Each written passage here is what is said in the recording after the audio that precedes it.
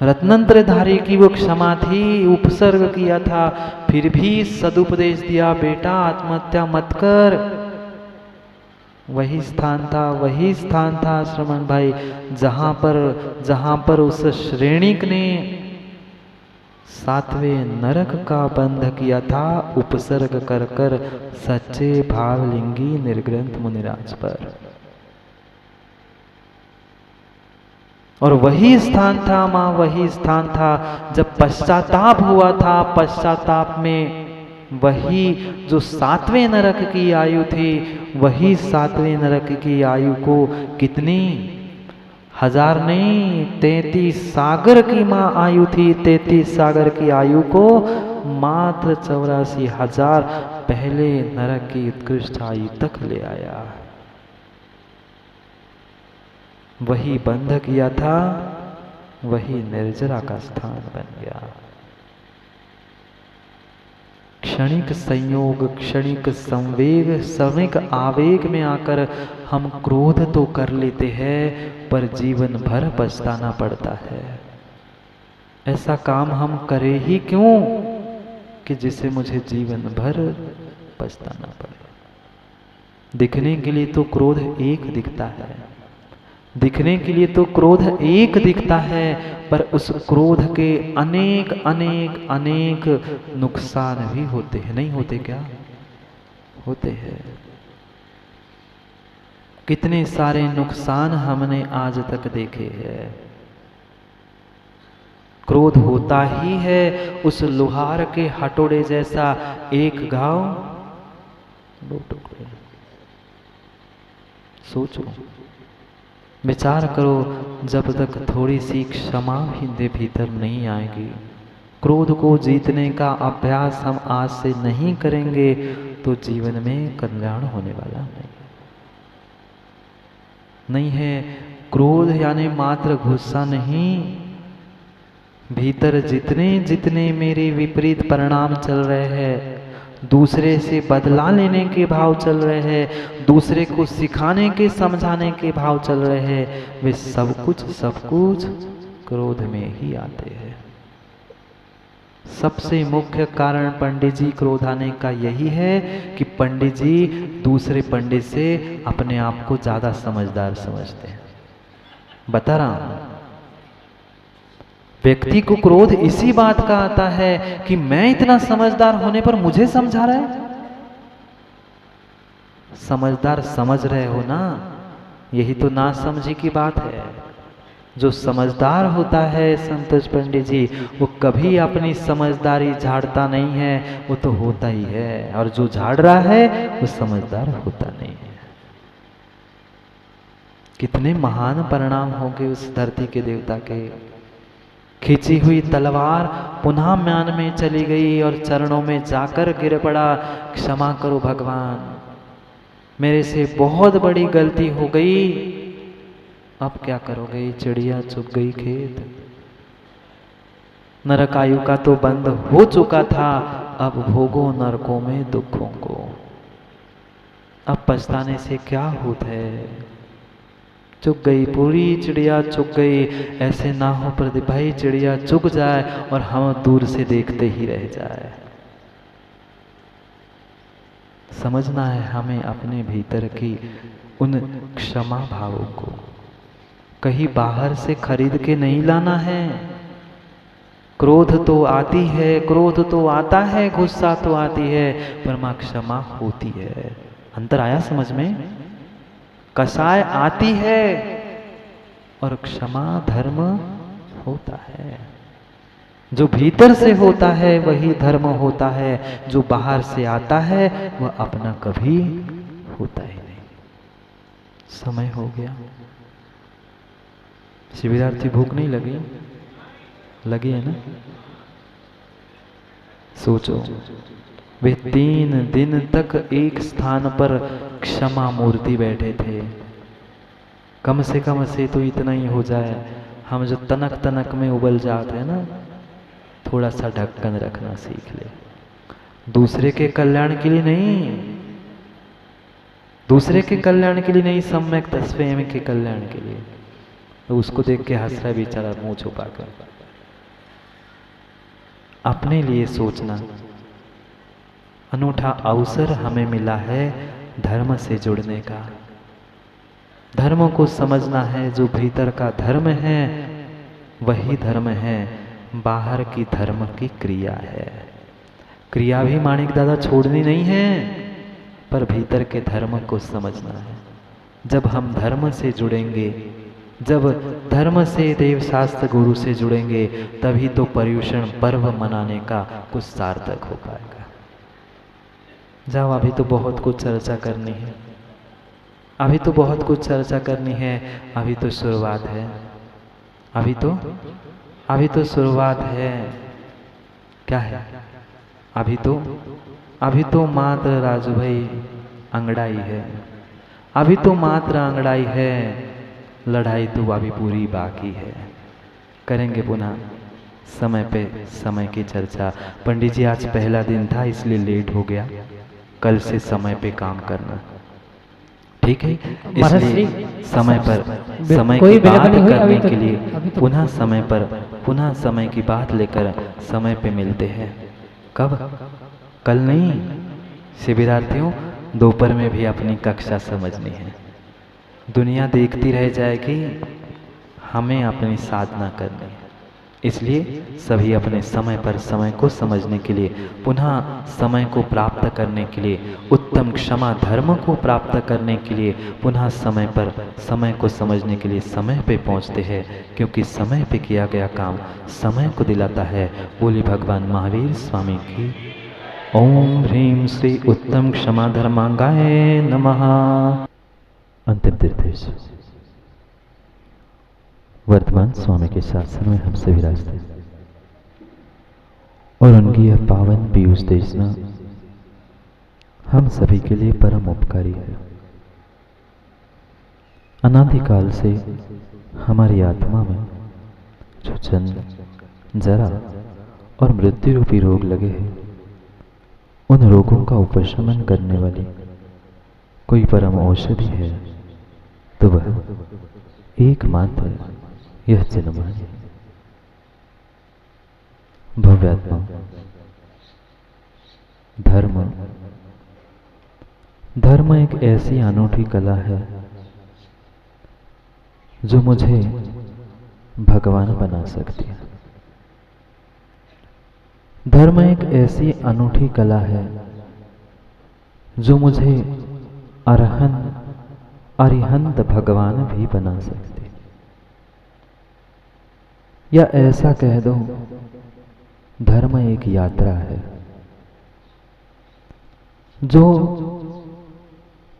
अहम से अरहम की ओर ले जाने वाली। जब तक अहम नहीं छूटेगा तब तक अरहम अरिहंत बनने वाले नहीं हैं। कितने सारे वहम उस अहम ने मेरे भीतर उत्पन्न कर दिए। कुछ नहीं था, छोटा सा अहंकार, छोटा सा अहम और छोटी सी मान कसा। छोटे से कारण बहुत कुछ मेरा आज तक काम बिगड़ता रहा। परमात्मा तक पहुंचाने का, परमात्मा बनने का यह धर्म ही एकमात्र वाहन है। क्या है? वाहन है, यान है। यान जानते हो? पृथ्वी से निकलकर आसमान की ऊंचाई तक छूने वाला वह यान होता है। धर्म में बिल्कुल संतोष पंडित जी वह यान है, वाहन है जो मुझे इस अहंकार की धरती से उड़ाकर सिद्धालय के अरहम तक पहुंचाने का एक साधन यान था। पर हमने यान की जगह धर्म को मान लिया। धर्म यान था, वाहन था, पर हमने मान को धर्म माना, धर्म को यान नहीं माना। नहीं है, अहंकार करना, मान करना किंचित भी धर्म नहीं है। न धर्म के लिए मान, न धर्म के लिए अभिमान, न धर्म के लिए स्वाभिमान। भले ही कितने सुंदर सुंदर शब्दों को मान कसाय के आगे लगाकर छूट प्राप्त करने का प्रयास करना, पर प्रसन्न दो वह मान ही है, चाहे अभिमान हो, चाहे स्वाभिमान हो, चाहे कोई अपमान क्यों ना। मान शब्द वही था, उसके आगे मात्र प्रत्यय लगे थे, कभी स्वाभिमान, कभी अभिमान, तो कभी अपमान। अपमान, अभिमान, सम्मान उसी को दिखता है जिसके भीतर मान, अहंकार, अहम बैठा है। कितने वहम, कितने सारे वहम हमने अपने दिलो दिमाग में बैठा रखे हैं, और वे उसका कारण एकमात्र मेरा अहम है। और मेरे जीवन का, मेरे धर्म का शत्रु ये ही दो है, एक अहम और दूसरा वहम। अगर जीवन का अहम और वहम छूट जाए तो विश्वास मानना, मेरे जीवन में धर्म रूपी यान आ जाएगा और मैं सिद्धालय तक बहुत आसानी से गमन करूं। कल पहले दिन हमने उस क्रोध कषाय की व्याख्या समझी। क्रोध को छोड़ना क्षमा था। क्रोध के बाद आने वाली कषाय थी मान। जो आग बबूला होकर चिल्लाता है, गुस्सा दिखाता है, माणिक दादा उसे तो हमने क्रोधी कह दिया, उसे तो हमने कसाई कह दिया, उसको तो हम फूटी आग से नहीं देखते, पर जो मान कसाई में डूब रहा है उसे कभी कसाई देखा? उसकी कसाई भी नहीं दिखी और उसको हमने आज तक कसाई भी नहीं जाना। क्रोध उत्पन्न कराने वाले शत्रु थे। बहुत सोच समझकर डॉक्टर साहब निर्णय करना। क्रोध उत्पन्न कराने वाले शत्रु थे, पर मान बढ़ाने वाले कोई शत्रु नहीं थे। मान बढ़ाने वाले पंडित जी आपके मित्र थे। आपकी मन की बात नहीं हुई, वह शत्रु बन गया, वह क्रोधी बन गया, पर तुम्हारी मीठी मीठी प्रशंसा करने वाला हमारा मित्र था। हम उसे मित्र कह रहे थे, मान बढ़ाने वाला। बहुत बहुत बहुत मीठा जहर है। कौन सा? ये मान कसाय मां इतना इतना इतना मीठा जहर है, खाकर भी समझ में नहीं आता कि मैं जहर खा रहा हूं। जो कड़वा है समझ में आता है ये दवाई है, कड़वी है, जहर है, पर ये मीठा मान कसाय ऐसा सुंदर जहर है, नहीं समझ में। रोज 10 दिन हम तालियां बजा बजा कर गाते हैं। पंडित जी भी अभी कह रहे थे, मान महाविश्वरूप। मात्र क्या कहा कितने साल हो गए पूजा करते करते मां? 10 लक्षण की पूजा करते करते मान धर्म, मार्दव धर्म को समझते हुए मान की व्याख्या नहीं सुनी। मान महाविश्वरूप कर ही नीच गति सर्वथा। शब्दों में जो जाना है, कभी उस मान को छोड़ने का प्रयास किया नहीं। न धर्म को मान सम्मान की जरूरत थी, न धर्मात्मा को कहीं मान सम्मान की जरूरत थी। हमें धर्म के स्थान को बनाना था, हमने मान के स्थान को बना के रखा। एक प्रकार के अहंकार नहीं, एक प्रकार का मद नहीं, एक प्रकार का अहम नहीं है।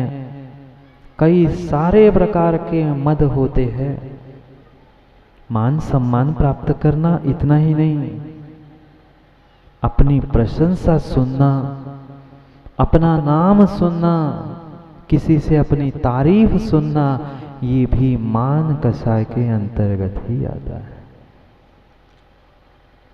बाकी तो फिर भी कुछ समय के लिए शिविरार्थियों छूट सकता है, पर जो शब्दों का मान सम्मान मिल रहा है, प्रशंसा मिल रही है, उसे छोड़ना बहुत कठिन है। एक कौवे के मुख में रोटी थी। कौवे ने जमीन पे पड़ी हुई रोटी उठाई और उड़ के चला गया। श्वान दूर से देख रहा था। श्वान दूर से देख रहा था, अरे मैं रोटी उठाने वाला था, कौवा लेके उड़ गया। श्वान श्वान था, श्रेयांश था, कौवे से थोड़ा ज्यादा चालाक होता है। उसने सोचा, अब रोटी मैं कहाँ जाके खोजूं? मुझे तो वही रोटी चाहिए जो कौवे के चोंच में फंसी है। कौवा भी समझदार था, सोच रहा था ये श्वान चला जाएगा तो मैं जमीन पे रख के उसको खा लूं। पर श्वान कहाँ जाने वाला था। श्वान भी पहुंचा जिस पेड़ पर कौवा बैठा था, वही नीचे जाकर खड़ा हो गया। अब रोटी चाहिए थी, मुख नहीं खोलेगा, चोंच नहीं खोलेगा तो रोटी कहाँ से मिलती। कौवे ने विचार किया, कुछ समय वहां रुका और बोलने लगा, अरे कौवे, तू कितना अच्छा है। 1 मिनट, 2 मिनट, 5 मिनट हो गए। 5 मिनट लगातार उसकी इतनी प्रशंसा की। कौवा बोल पड़ा, अच्छा मैं इतना अच्छा हूं? कौवे ने रोटी उठाई, समझ गया तू कितना अच्छा है, रोटी उठाई, कुत्ता तो भाग गया, वो कौवा बेचारा भूखा का भूखा रह गया। ऐसी स्थिति संतोष पंडित जी कुछ लोगों की होती है। वे भूखे रहना पसंद कर लेते हैं, पर मुझे मान सम्मान मिलता रहे, यह भीतर की तीव्र इच्छा होती है।